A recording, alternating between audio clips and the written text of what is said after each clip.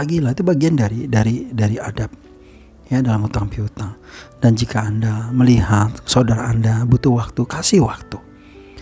Beri kemudahan, karena orang yang memberi kemudahan kepada orang lain di dunia, maka Allah beri kemudahan di akhirat. Barang siapa yang memudahkan urusan hambanya Allah, maka hamba itu akan diberi kemudahan di akhirat, yang dimana tidak ada yang bisa memberi kemudahan kecuali Allah. Bahkan ketika Anda berlebih harta, atau Anda merasa ya sudahlah, Anda pengen membebaskan saudara Anda dari tuntutan yang berat di akhirat, Anda lepaskan, Anda ikhlaskan, itu lebih baik bagi Anda. Kalau tidak salah surat Al-Baqarah ayat 280. Barang siapa yang mengikhlaskan sebagian, melepaskan sebagian, atau keseluruhannya dijadikan sedekah untuk orang yang berutang pada Anda, piutang Anda nolkan, maka itu lebih baik bagimu jika kamu mengetahui kata Allah. Jadi artinya tidak ada yang sia-sia di mata Allah, kawan-kawan. Ketika ini semua Anda lakukan, insya Allah pertolongan Allah akan turun. Lalu segerakan pertolongan Allah turun dengan optimalkan, jalani 5 poin PPA yang sudah kita pelajari. Yang pertama, kawan-kawan, niatkan luas banget dengan apa yang Anda ikhtiarkan. Ingat poin 1 PPA, niat kuat, lurus, murni. Kuncinya luaskan. Karena perbedaan perkara yang sedang kita lakukan menjadi perkara besar atau tidak besar, memberikan efek pahala atau tidak pahala, ya besarnya pahala atau tidak besarnya pahala, sangat tergantung niatnya kemana. Innamal a'malu binniyat. Semua amal sangat tergantung niatnya.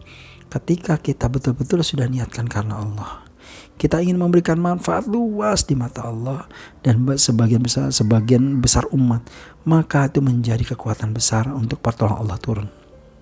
Sangat berbeda ketika Anda ingin melunasi hutang sekedar untuk tenang batin Anda, jiwa Anda tenang, dengan ketika Anda niatin bayar hutang Anda agar punya keluasan rezeki biar bisa berbagi sebanyak-banyaknya. Itu tentu perkara yang berbeda di mata Allah. Insya Allah pertolongan Allah akan lebih mudah turun. Lalu lakukanlah dengan lurus.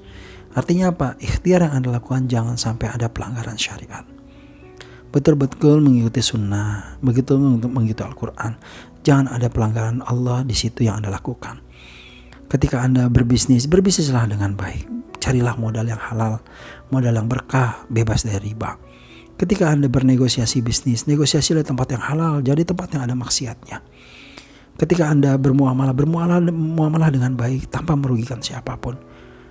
Niat yang kuat dibarengi dengan yang kelurusan ikhtiar, itu akan luar biasa. Yang ketiga, murni. Kita harus murnikan bahwa ikhtiar ini karena Allah. Ikhtiar ini legacy kita. Yang bahwa apa yang kita lakukan ini adalah murni karena Allah. Karena kita pengen kembali kepada Allah punya bekal. Maka menjadi kunci dalam PPA poin 1 adalah meluaskan apapun dengan niat yang kita lakukan. Ya insya Allah akan pertolongan Allah akan turun. Seperti halnya Nabi Musa alaihissalam, yang ketika dia meluaskan dakwahnya karena Bani Israel, karena ingin membantu Bani Israel, maka Allah membantu segenap kekuatan kepada Nabi Musa alaihissalam.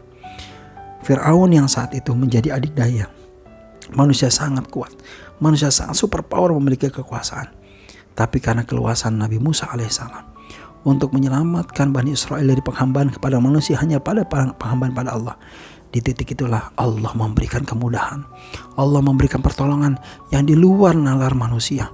Bahkan seorang Fir'aun sebenarnya mengakui kehebatan Allah, tetapi karena rasa congkaknya lah hatinya buta, hingga detik akhir menyadari, tetapi terlambat untuk mendapatkan ampunan Allah ketika dia sudah di depan mata ajal yang menjelang. Naudzubillah min dzalik.